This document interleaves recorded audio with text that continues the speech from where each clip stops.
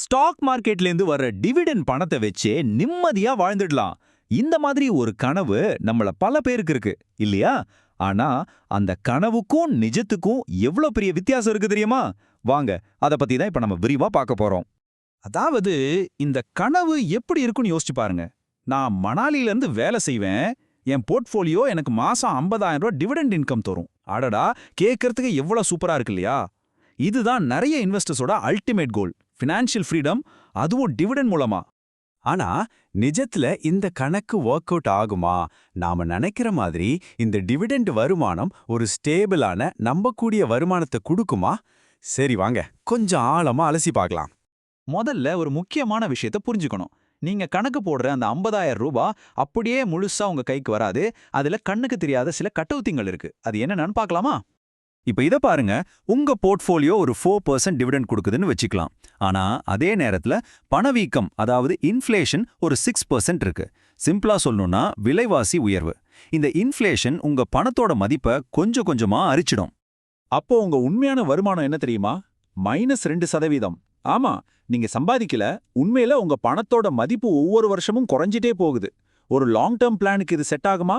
யோசிச்சு பாருங்க. சரி, அடுத்த அடி எங்கிருந்து வருதுன்னா டாக்ஸ். ஆமா, டிவிடெண்ட் மூலமா வர்ற வருமானத்துக்கு நீங்க வரி கட்டியே ஆகணும். அப்போ அந்த பணம் முழுசா உங்களுக்கு சொந்தம் இல்லையே. வாங்க ஒரு சிம்பிள் கணக்கு பார்க்கலாம். மாசம் 50,000 ரூபாய்னா வருஷத்துக்கு 6 லட்சம் ஆச்சு. நீங்க ஒரு 30% டாக்ஸ் பிராக்கெட்ல இருந்தீங்கன்னா அதுல கிட்டத்தட்ட 1,87,000 ரூபாய் வரி கட்டவே போயிடும். அப்போ உங்க கைக்கு கடைசியா வர்றது என்னவோ வெறும் 4,12,000 ரூபாய் தான். இது மட்டும் இல்லைங்க, டிவிடெண்டும் ஒன்றும் மாசம் மாசம் சம்பளம் மாதிரி வராது. அதுவும் இல்லாம கம்பெனி உங்களுக்கு பணம் தரதுக்கு முன்னாடியே ஒரு 10% டிடிஎஸ் பிடிச்சிருவாங்க. இது போக நீங்க வேற காலாண்டுக்கு ஒரு தடவை அட்வான்ஸ் டாக்ஸ் கட்டணும். இதெல்லாம் பார்த்தா இது எங்க பாசிவ் இன்கம் மாதிரி தெரியுது.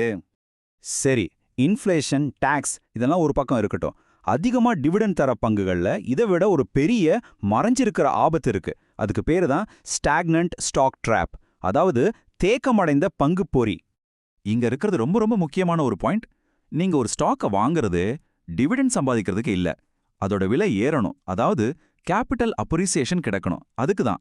உதாரணத்துக்கு இந்த அதிக டிவிடெண்ட் தர்ற கம்பெனியோட ஸ்டாக்கை பாருங்க.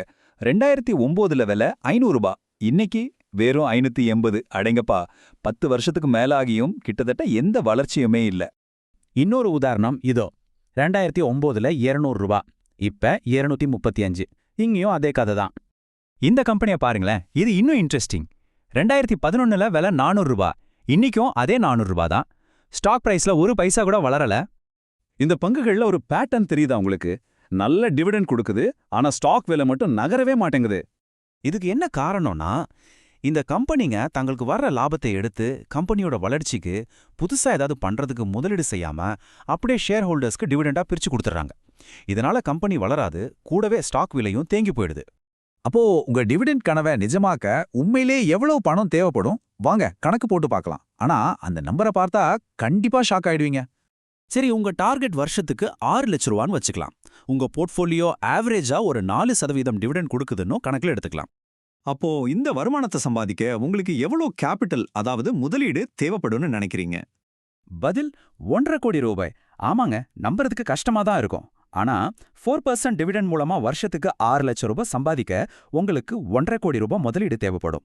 இது நம்முள்ள எத்தனை பேருக்கு சாத்தியம்? ரொம்ப கஷ்டம் இல்லையா? அப்போ டிவிடெண்ட் கனவை மொத்தமா பொய்யா அப்படி சொல்லிட முடியாது. ஆனா உண்மையிலே செல்வத்தை உருவாக்க இதை விட ஒரு சிறந்த வழி இருக்கு. அதுக்கு பேரு தான் பொறுமையின் சக்தி. இந்த 2 ஸ்ட்ராட்டஜியையும் கொஞ்சம் கம்பேர் பண்ணி பாருங்க. டிவிடெண்ட் ஸ்ட்ராட்டஜில 5 வருஷத்துல உங்களுக்கு மொத்தமா ஒரு 15% ரிட்டர்ன் கிடைக்கும்.